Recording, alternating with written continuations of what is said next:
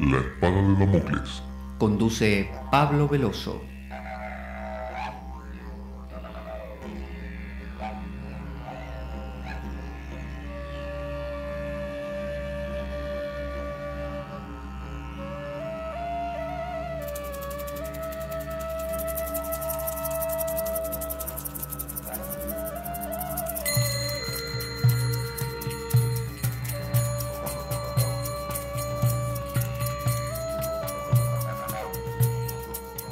Tal como lo cortés no quita lo valiente, así lo hilarante no quita lo profundo. Y dado que la vida es un juego, aquí comienza La Espada de Damocles. La ficción más real que puedas concebir. La Espada de Damocles es un programa que por mera falta de objetividad cree ser diferente. Personajes mitológicos salidos de los más profundos avernos. Leyendas escabrosas y sin sentido. Curiosidades inquietantes e inútiles. Historias antiguas malversadas por nuestra incapacidad de entendimiento. Y cuentos carentes de profundo significado. También pretenderemos sin el menor éxito entender al ser humano en toda su dimensión. En suma, si quieres desperdiciar tu vida, aquí comienza La Espada de Damocles, la ficción más real que puedas concebir.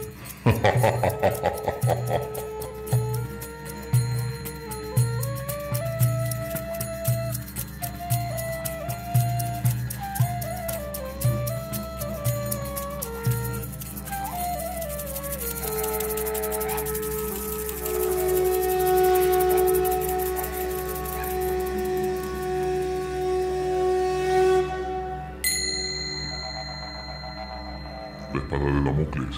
Conduce Pablo Veloso.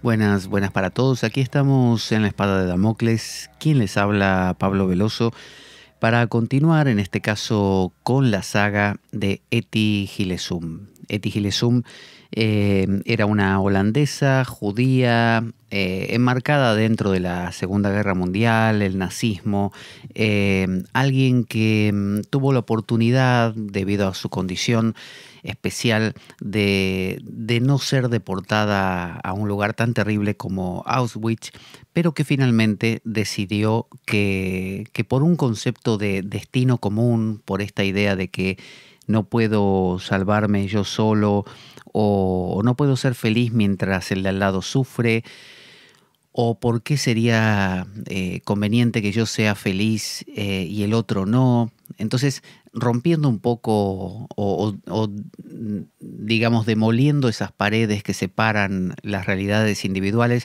bueno, ella se animó a voluntariamente entregarse a Auschwitz, donde murió, obviamente. Esto ocurrió hacia sus 29 años.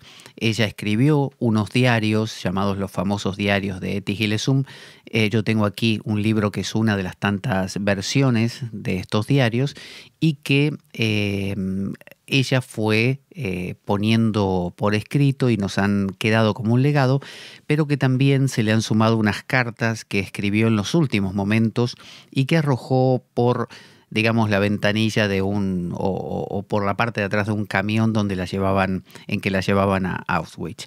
Eso cayó en el suelo simplemente, podría haberse perdido para siempre, pero alguien lo recogió y lo guardó, y 38 años después estos diarios se publican de manera abierta y aquí los tenemos. Así que estamos haciendo una revisión sobre lo que cuenta Etty y nos importa sobremanera lo que dice, porque no relata simplemente, como uno pensaría, realidades literales, como por ejemplo estamos pasando mucho frío o toda la gente está asustada y enferma, fulanito intentó guardarse unas joyas tragándoselas, ¿no? Como hacían los judíos en ese momento cuando los nazis amenazaban con llevarles todo en un momento. No, ella se ponía a hacer reflexiones muy, muy profundas. Así que vamos a retomar desde donde dejamos. Estamos viendo sus dichos, no necesariamente en un orden cronológico, pero hay que decir que este diario fue escrito entre 1941 y 1943. En el 43 la deportaron y finalmente muere poco después. El viernes 3 de julio de 1942, viernes 3 de julio, dice ella así: al fin y al cabo siempre llevamos todo con nosotros: Dios, el cielo y el infierno, la tierra, la vida y la muerte, y siglos, muchos siglos. Esta es una idea genial.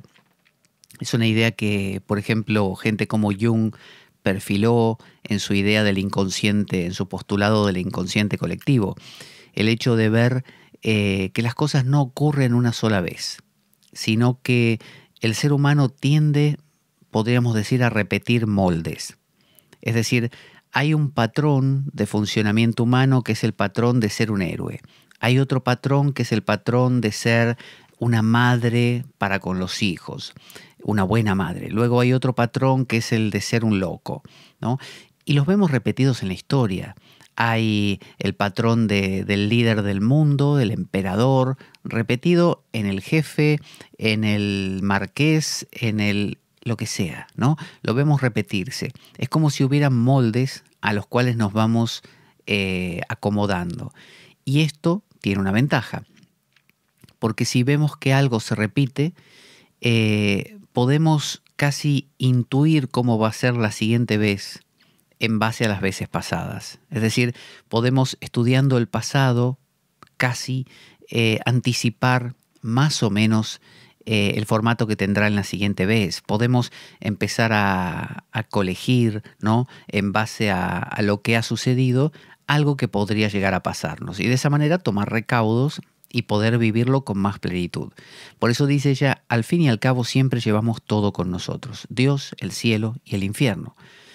Fíjese que Platón hablaba de anamnesis, ¿no?, de recordar, como que por eso todo esto lo llevamos dentro. Es decir, uno recuerda al héroe que una vez vivió en Aquiles, otra vez fue, no sé, Josué o Gedeón en el mundo judío, luego el mismo héroe que peleó una guerra en China y el mismo héroe que... Es como si, como en la película esta de Atlas de las nubes, de las hermanas Wachowski, como una y otra vez los personajes van repitiéndose. Entonces, llevamos con nosotros a todos los héroes que han existido, a todas las madres, a todos los padres. Está todo ahí, como si estuviera, como decía el físico David Bohm, ¿no?, que tenía conversaciones con Krishnamurti también. Bueno, David Bohm hablaba del universo implicado, ¿no?, como que todo está implicado y que cada tanto una realidad se explica.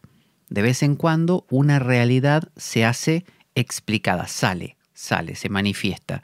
Entonces yo puedo tener ahora mismo potencialmente la posibilidad, estoy sentado, de ponerme en pie, de beber agua, de pasar una página del libro, de, no sé, de mover el micrófono. Puedo hacer todas estas cosas. ¿Cuál de todas haré? Bueno, una de ellas probablemente, no sé, mover el micrófono, acomodarlo.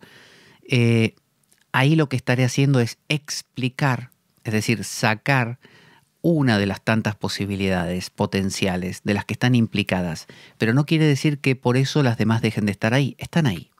Entonces, esta idea de que todo está ahí comprimido nos invita a pensar que no es que conocemos cosas nuevas, sino que siempre recordamos cosas viejas. Entonces, dice ella que llevamos dentro la vida, la muerte y siglos, muchos siglos. Y fíjese con esto de que llevamos el cielo y el infierno a todas partes, ¿cómo será que mucha gente cuando, no sé, va de día de campo, en lugar de ir de día de campo y disfrutar de los pajaritos y de lo que va viendo ahí, se lleva consigo su vida diaria? Se lleva su ruido, se lleva su música, se lleva sus preocupaciones, se lleva sus olores, porque cocina cosas ahí que dan olor y que te tapan el olor a el aroma de las plantas y de las flores y de los árboles. no oye uno la brisa, no oye nada porque la música lo tapa. Es decir, uno lo que acostumbra a explicar, imagínense que yo tengo 20 posibilidades en este momento de hacer cosas, pero en lugar de ir alternando y un día hacer una, un día hacer la otra, siempre elijo la misma. Y me convierto en una persona unidireccional, en alguien que siempre se explica, siempre se expresa de la misma manera. Entonces, si esa forma de explicar tiene que ver con el infierno, y siempre repito esa, donde quiera que vaya, voy a encontrar infierno. Entonces la idea es ahondar y descubrir que dentro mío potencialmente tengo más posibilidades y que no solo puedo constelar, digamos, un infierno, puedo constelar un cielo, puedo constelar un purgatorio, puedo constelar tantas cosas. Dice Eti, los decorados y la acción de las circunstancias externas cambian, pero nosotros lo llevamos todo con nosotros. Fíjese qué profundo, está hablando de una visión netamente platónica. Es decir, cambian los decorados, cambian las caras. Hoy es Alemania, pasado mañana es no sé, Irlanda y después es la Patagonia. Pero en el fondo siempre nos dice, lo llevamos todo con nosotros. Las circunstancias no son decisivas nunca, ya que siempre hay circunstancias buenas o malas, y hay que aceptar el hecho de que haya buenas y malas circunstancias. Ello no impide, dice Eti, que uno dedique su vida a mejorar las circunstancias. O sea, que todo salga de dentro tuyo, que todo tenga que ver con la actitud, básicamente. Si yo tengo la actitud paraíso, donde quiera que vaya veré paraíso. Pero dice ella, eso no implica que uno no se preocupe por mejorar las circunstancias. Aunque yo vea todo como paraíso, quizá diga, mira, podría darle una pincelada más aquí y allá y mejorar la realidad. O sea, no implica no implicarse en la realidad política, por ejemplo, ¿no? Entendiendo lo político como el bien de la polis, ¿no? de la sociedad, y no militar en un partido político necesariamente. Pero hay que saber, dice, por qué motivos lucha uno. Y hay que empezar por uno mismo, cada día, otra vez consigo mismo. Entonces, está mostrando que, dice, hay que saber por qué motivos lucha uno. Es decir, si uno se mete a querer cambiar el mundo y no tiene ni idea de qué es el mundo, nunca se lo preguntó, ¿qué es el mundo? ¿Qué soy yo? ¿Para qué estoy? ¿No? ¿Qué se supone que haga? ¿Por qué hay algo en lugar de nada? ¿Qué repercusiones tienen mis conductas? ¿Soy siempre de la misma manera o puedo variar? ¿No? ¿Sobre qué tengo control? Si uno no se hace todas esas preguntas, lo que va a hacer es actuar, como dicen, como ciego que guía a otro ciego y los dos se caen en un pozo, como dice los evangelios. Es decir, si uno no quiere actuar como un guía ciego o no quiere intentar ayudar al mundo y en lugar de ayudarlo hundirlo más, bueno, uno tiene que, dice ella, preguntarse cuáles son los motivos. Porque si mis motivos son egoístas, ¿no? Como se dice, si mis medios son egoístas, no puedo conseguir un fin altruista, por ejemplo. Es decir, si yo, no sé, se supone que ayudo a otra persona simplemente, supuestamente porque la amo y desinteresadamente, pero en realidad no, lo hago porque me interesa a mí lo que puedo sacar de ventaja de esa persona, ¿no? Aunque a la larga, o otro ejemplo más claro, porque ese quizá no sea tan claro, si yo genero una revolución matando un montón de gente para luego instaurar la paz, mis motivos pueden ser muy bonitos, pero mis medios son terribles. Entonces, ¿cómo voy a congraciar luego una paz que se saldó con sangre? Entonces, ella plantea el hecho de cuestionarse cuáles son los motivos. Entonces dice, hay que empezar por uno mismo, cada día otra vez consigo mismo. Es decir, uno tiene que trabajar sobre uno mismo. Cuando uno trabaja sobre uno mismo, mira su sombra, mira sus costados oscuros, se descubre, se pone en evidencia. Bueno, ahí ya luego la acción que nace de eso, por el solo haberlo visto, va a ser una acción mucho más armónica que la torpe acción que nace de simplemente atolondradamente ir hacia adelante y procurar poner orden en algo que uno ni siquiera entiende. Dice ella, antes estaba convencida de que producir muchos pensamientos geniales al día, de que tenía que producir muchos pensamientos geniales al día. Y ahora soy como la tierra sin cultivar, sobre la que no crece nada, pero sobre la cual hay un cielo. Y bajo, a ver que pongo el libro ahí, y bajo un cielo, sobre la cual hay un cielo bajo y silencioso. Así es mejor, dice ella. Es decir, se dio cuenta de que no se trata de esa desesperación de llegar, de alcanzar, de producir, sino que, dice ella, siendo como una tierra estéril, así es mejor, dice. Hoy en día desconfío de la abundancia de pensamientos que bullen en mí. Esto es genial. A veces lo mucho no significa bueno. A veces uno puede tener muchísimos pensamientos, ideas. Hay personas que hacen actividades de sol a sol, ¿no? Desde que el sol sale hasta que se pone están actuando y haciendo de todo y creen que eso es bueno. Quizá son simplemente una suma de acciones irreflexivas, acciones que no fueron pensadas claramente, acciones que no tienen un sentido coherente. Entonces, a veces no hacer, perder el tiempo, acaba siendo mejor. Dice, en los últimos días, dice, prefiero estar sin cultivar y esperar, ¿no? A veces vale más quedarse sin nada que agarrarse de cualquier cosa. Una cosa así, ¿no? Hay veces que nos aferramos a una religión, a una persona, a una actividad, a lo que fuera, porque preferimos eso con tal de no quedarnos con nada. Hay gente que prefiere odiar a alguien por algo que le hizo y que esa persona le devuelva agresión por el odio que ella le está profiriendo, a que no le pase nada. Porque vio que lo peor que le puede pasar a un ser humano es no ser estimulado, que nada te pase, ¿no? Entonces uno prefiere a veces que haya alguien que te odie y que te quiera matar a que no te pase nada. O sea, lo ideal sería que te quieran, pero si no te quiere nadie y no te acaricia, bueno, aunque sea que me peguen, pero por lo menos que alguien se ocupe de mí. Entonces ella, desafiando ese punto de vista, propone, prefiero estar sin cultivar y esperar. Eso es fuerte, quedarse sin nada, ¿no? Esperando, como el pájaro chatak en la India, que es un pájaro que se cuenta, es un pájaro mitológico, que él abre su pico mirando al cielo, hacia arriba, y se queda esperando que caiga una gota de la estrella Swati. Esa gota cae una vez cada cierta cantidad de años, y él se queda. Y por más que muera de sed, no bebe otra cosa. Se queda esperando a ver si cae la gota, que no sabe si va a caer. Esa es la cosa. Y cuando cae, obviamente la bebe. Entonces, esa especie de austeridad exclusiva es lo que propone Eti, ¿no? Prefiero estar sin cultivar y esperar.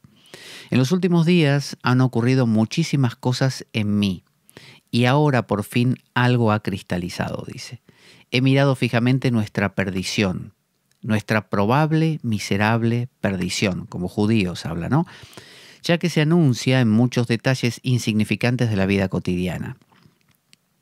Nosotros podemos equiparar esto a, por ejemplo, la anticipación de una muerte física, o la anticipación que podemos ver los indicios del final de una relación amorosa o de un trabajo, ¿no? Siempre hay detalles insignificantes que te lo muestran, ¿no?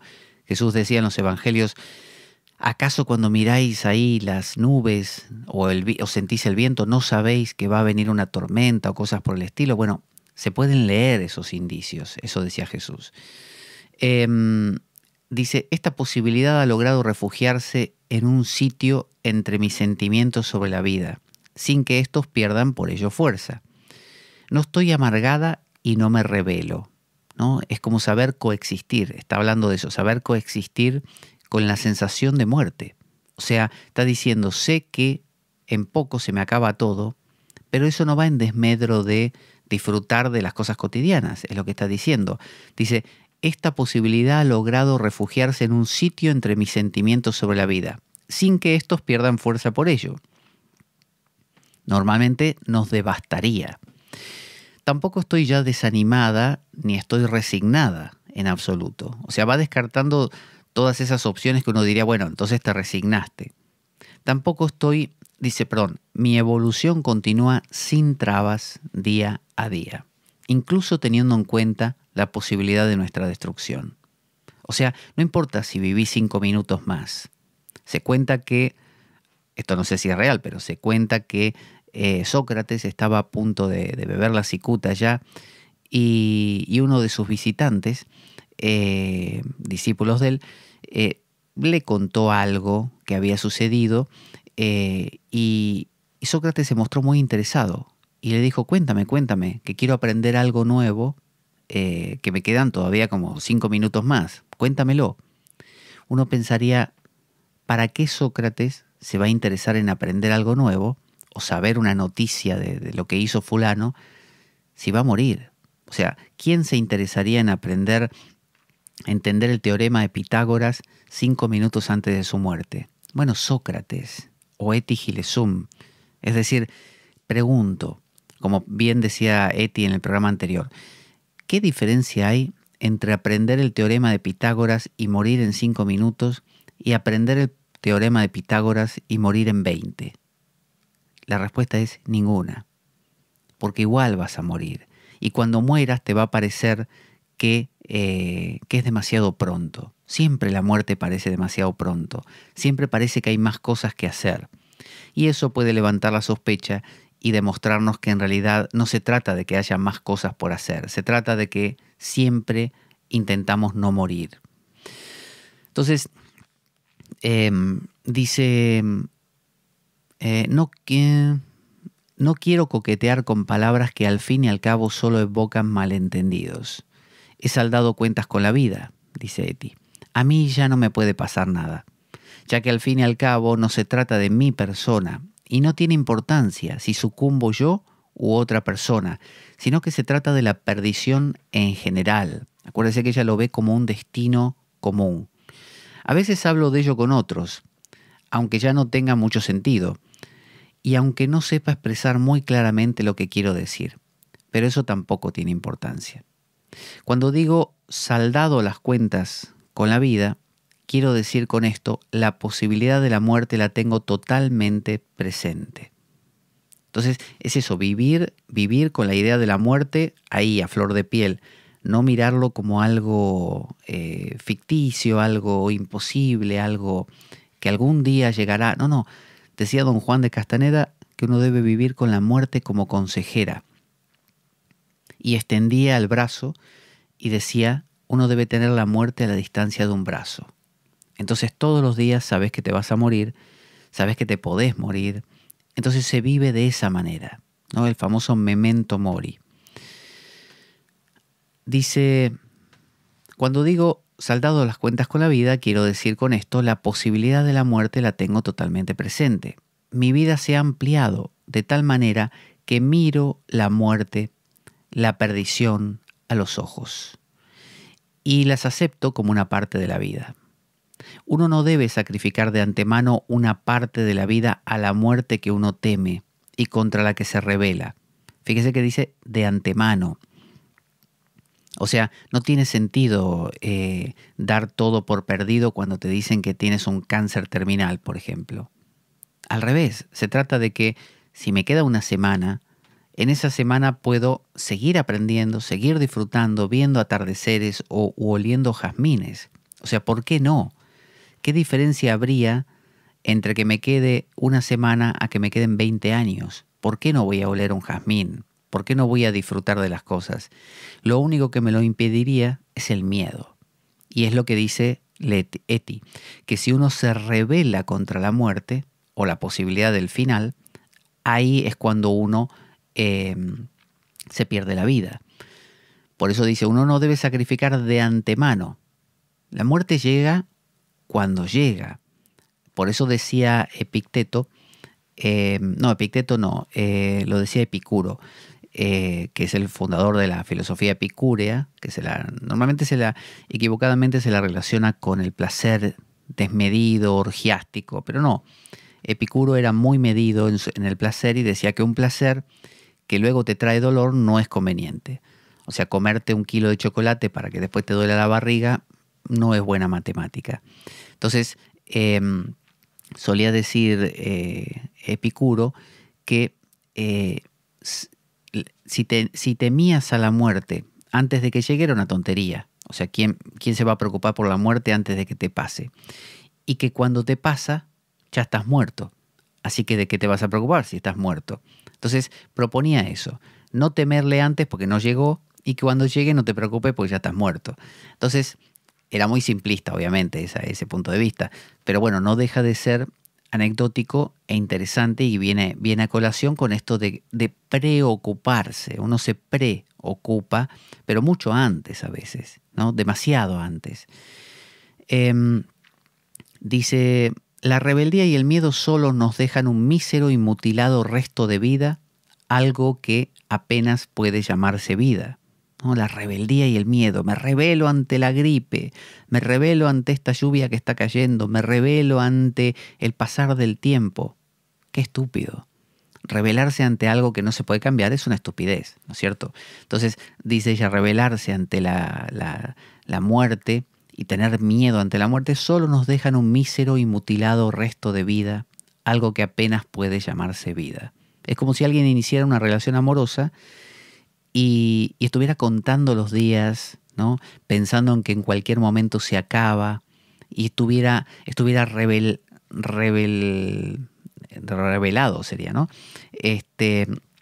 Contra la posibilidad de que en algún momento esto se acabe, ¿no? De que no durase para siempre y el miedo a que se pudiera acabar. Conclusión, no estaría disfrutando en ningún momento de esa relación. De hecho, la echaría a perder probablemente. Entonces dice, suena casi paradójico. Cuando uno deja fuera de su vida la muerte, la vida nunca es plena. Y cuando se incluye la muerte en la vida, uno la amplía y enriquece. Esta es mi primera confrontación con la muerte, dice. No he tenido ninguna experiencia con ella. Anteriormente se refiere. Con respecto a la muerte, soy virgen. Nunca he visto todavía un muerto. Imagínate. Fíjese que fuerte, porque imagínese alguien que está en un campo de concentración a punto de ser deportada a Auschwitz y nunca vio un muerto. Imagínate, dice, en este mundo sembrado de millones de cadáveres, a la edad de 28 años, le faltaba un año para morir, muere a los 29, y no he visto todavía nunca un muerto. Es verdad que algunas veces me he preguntado cómo veo en realidad la muerte, pero nunca lo he tomado seriamente en consideración con respecto a mi persona. Para eso no había llegado aún el momento. Y ahora la muerte está ahí, en su plenitud, por primera vez. Y aún así es como un viejo conocido que forma parte de la vida y que debe ser aceptada. Todo es realmente muy simple. No se necesitan profundas observaciones. Inesperadamente ha aparecido la muerte en mi vida, grande y sencilla, como un acto natural y casi sin hacer ruido alguno. Ha logrado hacerse un sitio ahí y ahora sé que forma parte de la vida. Por eso ella dice, fíjese qué curioso, que si uno no toma en cuenta la muerte, la vida no tiene intensidad, no tiene valor, no vale. Cuando uno la toma en cuenta, sí. Pero si uno le teme a la muerte o se rebela contra la muerte, la vida se echa a perder. Entonces es un juego delicado. Vamos a ver, vamos a nuestra siguiente cita. Acabamos de verla. Está 25, ahora vamos a la página 94 aquí. Ahí está. Dice Eti, espera que engancho estas pinzas para poder sostener este libro, que se me escapa. Ahí va. Dice, oh Dios. Esto lo escribe el viernes 29 de mayo de 1942 por la noche después de la cena. Oh Dios, apenas se puede aceptar y comprender el daño que se causan entre sí estos seres a tu imagen y semejanza en estos tiempos convulsos. Acuérdese que Dios creó al hombre a imagen y semejanza suya. Entonces, dañar a otro hombre en última instancia es dañar a la imagen de Dios o a la semejanza de Dios en otro hombre. Pero esa precisamente no es la razón por la que me encierro en mi cuarto. Dios, ella le escribe a Dios, mantengo los ojos abiertos y no quiero escaparme de nada, sino que quiero entender y examinar a fondo incluso los crímenes más terribles. Ella quería entender. Y fíjese que no está apelando a seguir un autor determinado. Ella está haciendo sus propias reflexiones. Siempre intento localizar, dice, al simple ser humano que sin embargo es difícil de encontrar en medio de las monstruosas ruinas de sus crímenes sin sentido. Es decir, siempre intenta localizar al ser humano. Es como ir a por el ser humano. Detrás del tipo que te grita, detrás de la persona que te trata mal, detrás del necio, detrás de... Ella busca al ser humano, busca a ese niño indefenso que quizá tiene todas estas actitudes sencillamente porque tiene miedo. Hago un paréntesis y le recuerdo que nuestro programa La Espada de Damocles carece de sustento económico externo, por lo tanto, si quiere colaborar con el programa para la compra de bibliografía por sobre todo, pero también para material electrónico como memorias y demás, puede hacerlo escribiéndome un correo a pablojorgeveloso@gmail.com, pablojorgeveloso@gmail.com, y le pasaré el enlace de PayPal o bien cuenta bancaria, según viva en España o fuera de ella, para que a través de esos medios pueda hacer su aporte. Ese aporte puede ser el más pequeño que se imagine o el más grande y todo servirá. Desde ya, muchas gracias por ello. Dice, no estoy, dice Eti, en esta silenciosa habitación para sumirme en la contemplación de las flores o para alabar a Dios con poetas o filósofos. O sea, está diciendo, no me voy a ir a lo superficial, a los clichés. Eso no sería un mérito en absoluto, ya que probablemente no sea tan soñadora como mis amigos afirman conmovidos. Es verdad que cada persona tiene su propia realidad, lo sé, pero aún así no soy una fantasiosa soñadora, Dios, o un alma bella, adolescente, ¿no? Entre paréntesis pone Werner, dijo de mi novela, de un alma bella a un alma grande. Me encuentro cara a cara con tu mundo, Dios, el mundo del dolor, fíjese, el mundo de la muerte, el mundo de Auschwitz, de los nazis, y no huyo de la realidad hacia bellos sueños. Porque esto, claro, es una tentación muy agradable. Cuando veo que, no sé, que en mi trabajo me maltratan, que la sociedad está corrupta, me refugio en ver películas de Disney o me refugio en cosas infantiles que me permitan regresar a una infancia ideal de Peter Pan, donde todo es fantástico, o me voy solo a la montaña para encontrarme con el hermano Sol y la hermana Luna. Pero ¿y qué pasa con el dolor humano, la corrupción, ¿no? La prepotencia, la miseria, la mediocridad, la hipocresía? Todo eso también es la vida. Entonces ella está diciendo, no me estoy yendo por las ramas, no me estoy aprovechando a huir hacia lo cómodo. Dice, aunque creo que junto a las realidades más crueles también hay sitio para los sueños hermosos. O sea, está aclarando, fíjese cómo enseguida aclara que no se trata de que vamos a focalizarnos en el dolor y todo lo demás no existe, todo es mentira, ¿no? El amor es mentira, no sé, la sirenita de Disney es mentira. No, todo eso tiene su lugar. El tema es que no ocupen todo el lugar. Y dice, y sigo alabando tu creación a pesar de todo, ¿no? A pesar, o sea, adora la creación. Es como decirle a Dios, grande que sos, y estar viendo cómo los nazis están matando a todo el mundo. Vamos ahora a la página 153. Vamos a ir a nuestra siguiente cita. Aquí tenemos... bien. No, página sigue por aquí. La 38. 38.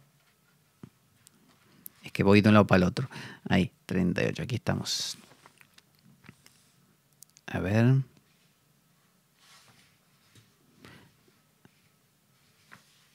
Es la cita. ¿Pero dónde está esta cita? A ver, debe ser esta.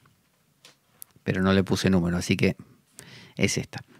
Dice, observo, esto lo dice el miércoles por la tarde del 13 de agosto de 1941, ¿no? El primer año de este diario. Observo en mí misma que además de todo el sufrimiento subjetivo que experimento, siento que aparece también una curiosidad objetiva, un interés apasionado por todo lo que concierne a este mundo, a la gente y a mis propios pensamientos íntimos. A veces pienso que en eso consiste mi tarea. Tengo que conseguir en mi cabeza una claridad con respecto a todo lo que ocurre a mi alrededor para describirlo más adelante. Pobre cabeza y pobre corazón, lo que vais a tener que superar todavía.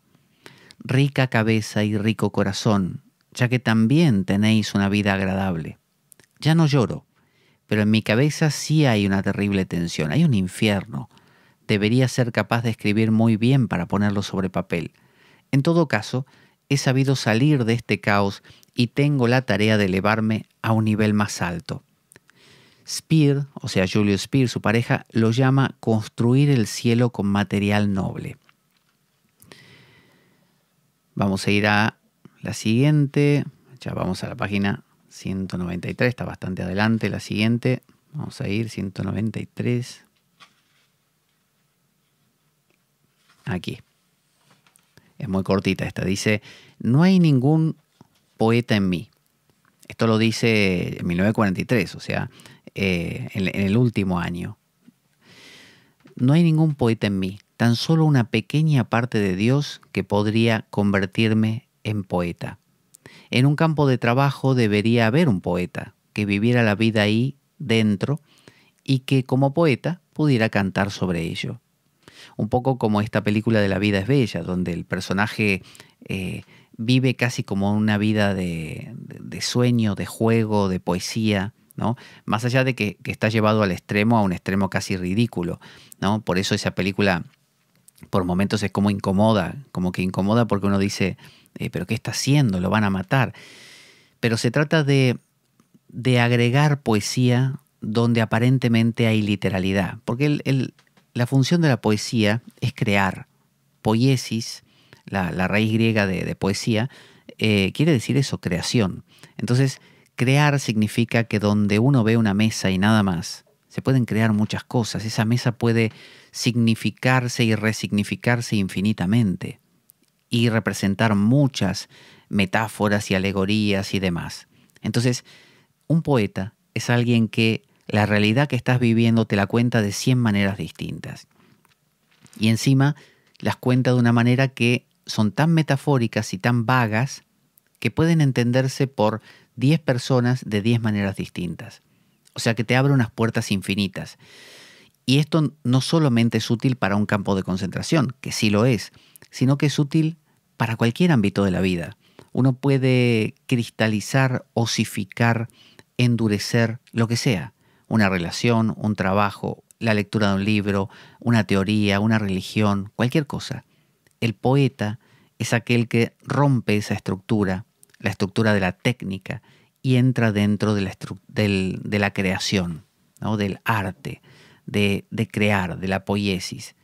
Claro que estamos todos tan acostumbrados a la estructura y a lo rígido y a que esto es esto y aquello es aquello, que cuando viene un tipo que te plantea la posibilidad de que esto puede ser aquello y aquello puede ser esto, o las dos cosas a la vez o ninguna de las dos, te rompe los esquemas. Y normalmente al poeta lo acaban matando, porque es el que pone en evidencia que todo el edificio que se está creando en base a que este ladrillo es este ladrillo y ningún otro, no era tan así. Entonces, la presencia de Etty, fíjese que en muchas ocasiones Etty cuenta que ella no cuenta estas cosas, no se las cuenta a otros, no las habla, porque los otros sencillamente no la van a entender, y ella lo sabe. Entonces, no lo cuenta. Por eso dice, debería haber un poeta ahí dentro, y que como poeta pudiera cantar sobre ello. Pero hay que ver cuánto duraría, no solo en manos de los propios nazis, sino de los propios judíos, que tarde o temprano acabarían enfadándose con esta persona por considerarlo básicamente poco serio.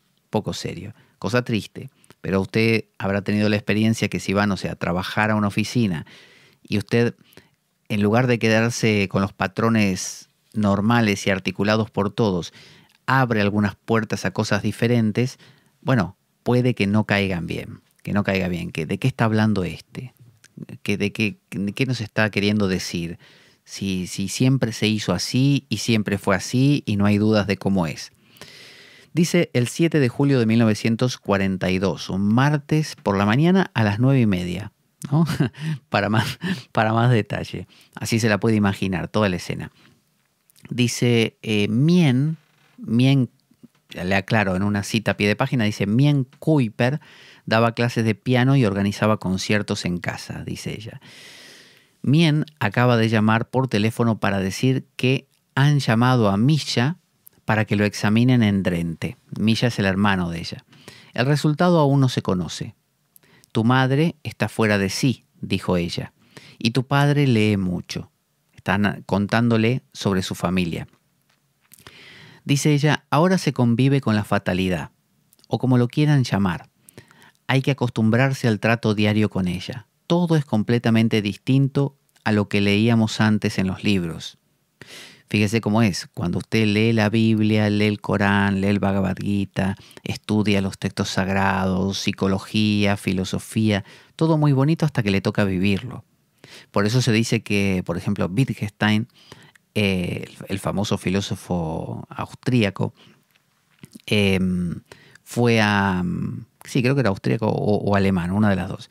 El autor del Tractatus Lógico Philosophicus, se dice que en la Primera Guerra Mundial se ofreció para pelear ahí en el frente y estaba como artillero, ¿no? Que te quedas sordo como artillero, básicamente, y sobre todo en esa época. Y el tipo dice que en medio de la guerra, con las experiencias de la guerra, que para eso fue, iba tomando notas, escribiendo en su libreta, y eso fue la base del Tractatus Lógico Philosophicus, un libro que es cuasi matemático, que trata sobre lógica y que desarticula básicamente el lenguaje, ¿no? Es como una especie de Derrida versión alemana. Dice, por lo que respecta a mí, ahora sé que hay que liberarse incluso de las preocupaciones por aquellos a los que se ama. Porque claro, eso es más fuerte. Uno puede liberarse de lo que le pase a uno mismo, pero es muy duro ver cómo al otro, al que uno ama, por eso citaban al hermano y a la madre y al padre, que les pase a ellos. O sea, imagínese que usted ya se va haciendo la idea de que viene Auschwitz y que lo van a deportar y que la van o lo van a matar, que la vida incluye el sufrimiento, pero después uno ve que se llevan a su madre, a su padre, a su hermano y que van llorando y gritando y están mal y que van a morir. Eso es muchísimo más fuerte. Entonces dice, ahora sé que hay que liberarse incluso de las preocupaciones por aquellos a los que se ama.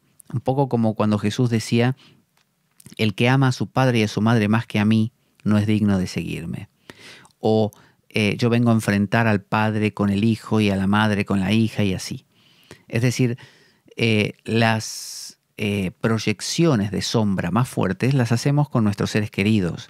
Entonces, saber relacionarnos con ellos, pero recuperar las proyecciones, esta idea de que tal ser querido lo es todo para mí, sin ese ser querido yo no existiría, o no podría ver sufrir a...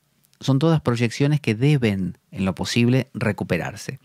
Es decir, darse cuenta que es algo que uno depositó ahí y no que es así per se.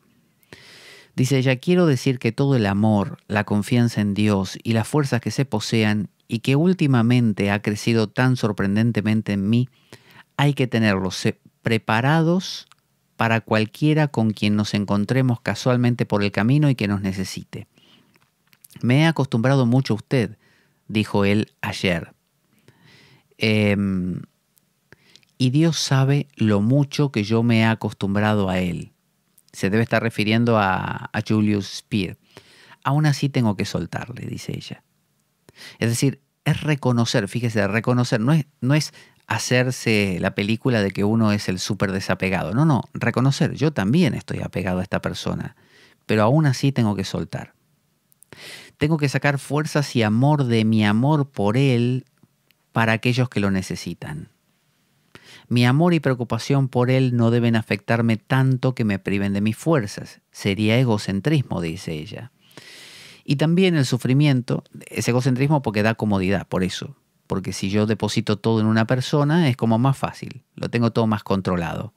Lo veo todos los días, lo tengo ahí, me casé con esta persona, listo.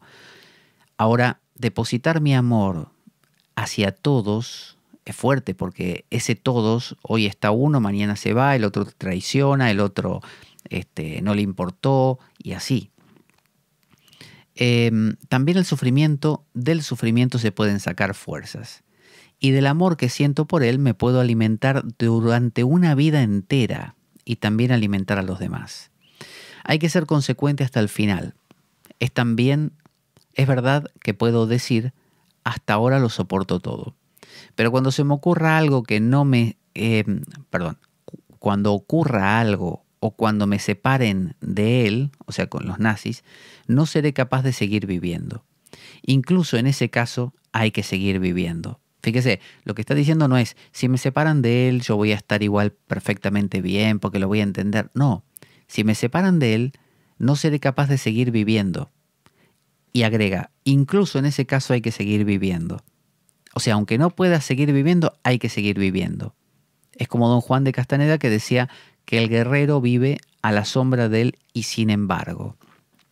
Es decir, te puede pasar de todo, estar en la peor situación y el guerrero se levanta y dice, y sin embargo, otro día más. Y sin embargo, sigo caminando. Y sin embargo, empiezo de nuevo.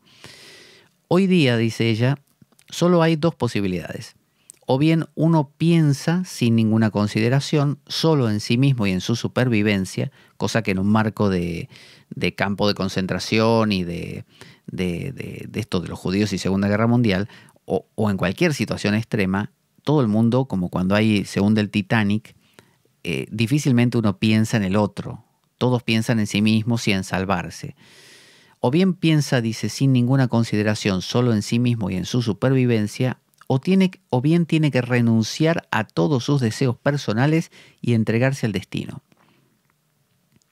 común. Para mí esa rendición no significa resignación o abdicación, ¿no? Resignarse es decir, bueno, esto es imposible, no me gusta, pero lo voy a hacer.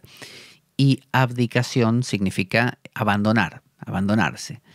Sino que es, dice ella, un intento de ayudar con todas mis fuerzas allí donde Dios me sitúe casualmente y no pensar solo en la propia tristeza y en la propia pérdida. No pensar solo. Fíjese que no dice no pensar en la propia... No, porque eso sería como muy de santa. Es como si ella estuviera diciendo, soy tan santa que no hay que pensar en la propia tristeza y en la propia pérdida. No, está diciendo no hay que pensar solo. O sea que ella está admitiendo que sí piensa en ella y sí piensa en su propia tristeza y en su propia pérdida. Pero sin embargo, se anima a igualmente todos los días dar el salto hacia darse a los demás. Ahí donde quiera que Dios la ponga, dice. Todavía me encuentro con un valor sorprendente, agrega. Dice, lo podría expresar así, como si no anduviera, si no flotara. Tal vez aún no esté suficientemente anclada en la realidad y aún no sepa exactamente lo que nos espera. Vamos a la siguiente. Vamos aquí. Ahora 143. Por aquí. Aquí lo tenemos. Aquí está. A ver. Esto es la oración del domingo por la mañana del 12 de julio de 1942, que ya nos había tocado ver la primera parte, ahora nos toca la segunda. Dice, siento suficiente fuerza en mí para sobrellevar un sufrimiento grande y heroico, Señor, le habla a Dios. Temo mucho más las 1000 pequeñas preocupaciones diarias que a uno a veces le asaltan de pronto como una voraz alimaña. En fin, porque acuérdese que cuando uno está en el fragor, por ejemplo, se hunde un barco y uno está rescatando a todos, eso es tan abrumador que no te permite casi ser egoísta, si es que uno entró en ese patrón de héroe, o en la guerra rescatando a tus compañeros. Es como que uno entró en ese patrón y ya está, funciona en esa modalidad. El tema es que cuando estás en tu vida cotidiana, y son todas pequeñas cositas, y te da tiempo a pensar, tiempo a reflexionar, bueno, ahí es donde uno se ve tentado a echar harina para su costal, como se dice. En fin, dice, Por ahora me arranco de la piel mi desesperación y me digo todos los días de nuevo, el día de hoy está resuelto. Las paredes protectoras de una casa hospitalaria te rodean todavía, como un vestido familiar que te pones mucho, porque ya en esta instancia, el 12 de julio de 1942, estaba trabajando en un hospital donde mucha gente era deportada luego, pero otras no. Entonces ella, por eso decía que tenía la opción de tener una excusa legal para poder seguir quedándose y no ser deportada. Sin embargo, ella voluntariamente pide ser deportada. Todavía tienes suficiente comida y por la noche te espera la cama con las sábanas blancas y la manta caliente. Así que no debes malgastar ni un ápice de tus fuerzas en pequeñas preocupaciones materiales. Utiliza y disfruta de cada minuto de este día, conviértelo en un día fructífero, en una sólida piedra, en un fundamento sobre el que se puedan apoyar los pobres y temerosos días que llegarán en el futuro. El jazmín de detrás de la casa está completamente devastado por la lluvia y las tormentas de los últimos días. Sus flores blancas flotan dispersas sobre los fangosos y negros charcos del techo del garage. Pero en algún sitio, dentro de mí, el jazmín sigue creciendo tranquilamente, tan desbordante y tierno como siempre había crecido, y reparte sus buenos olores por tu hogar. Señor, porque le está hablando a Dios, que es mi interior. Fíjese, hay un jazmín que murió, pero hay un jazmín que sigue dentro, ese mismo jazmín. Es un poco como en la física cuántica cuando se habla de los multiversos, ¿no?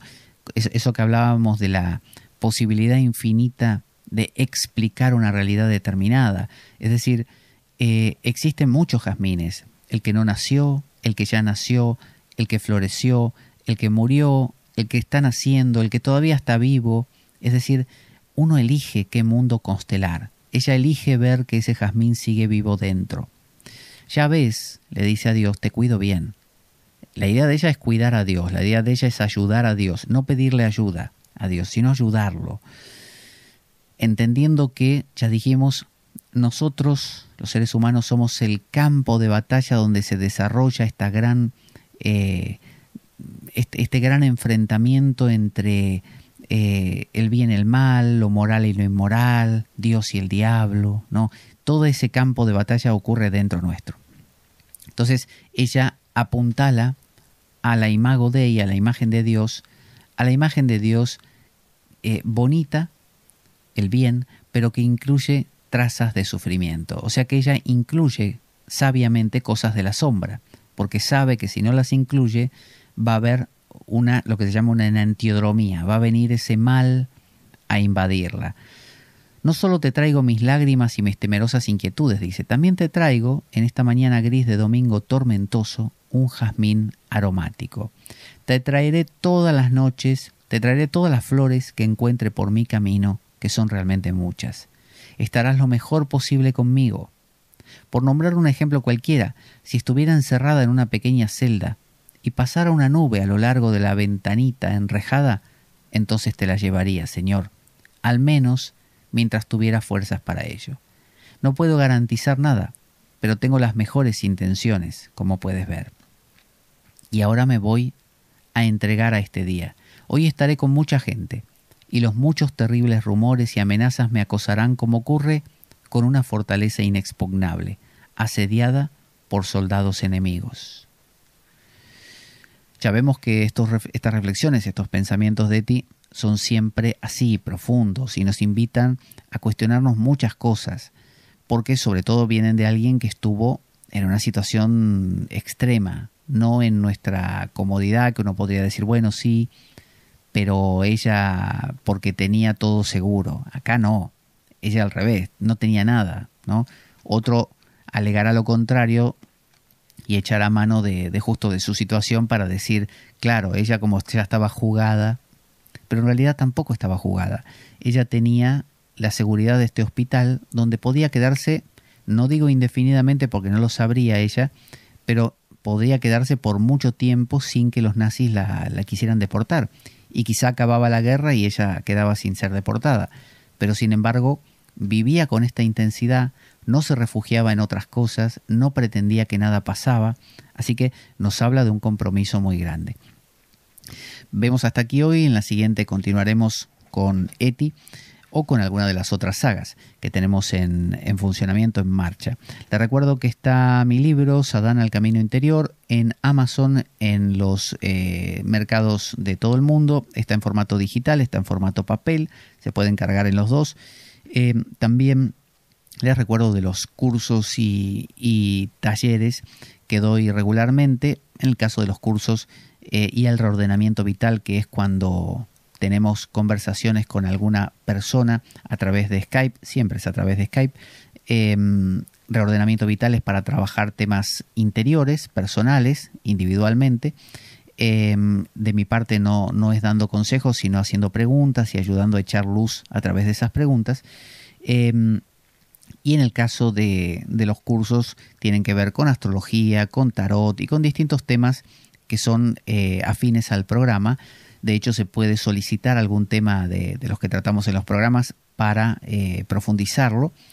Todo esto, para hacerlo, pueden escribirme a pablojorgeveloso@gmail.com y les enviaré información de lo que me pregunten.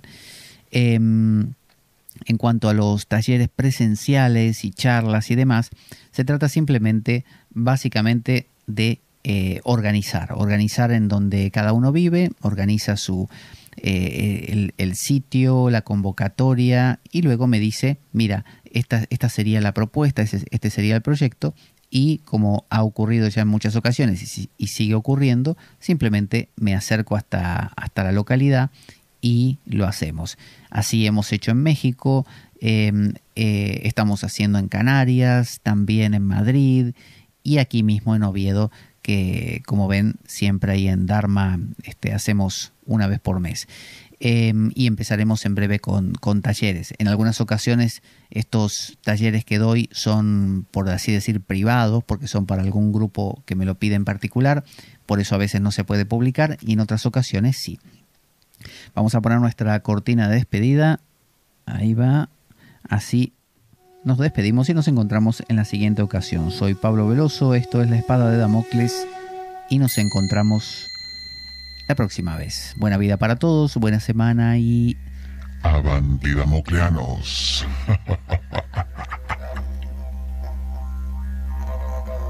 La Espada de Damocles. Conduce Pablo Veloso.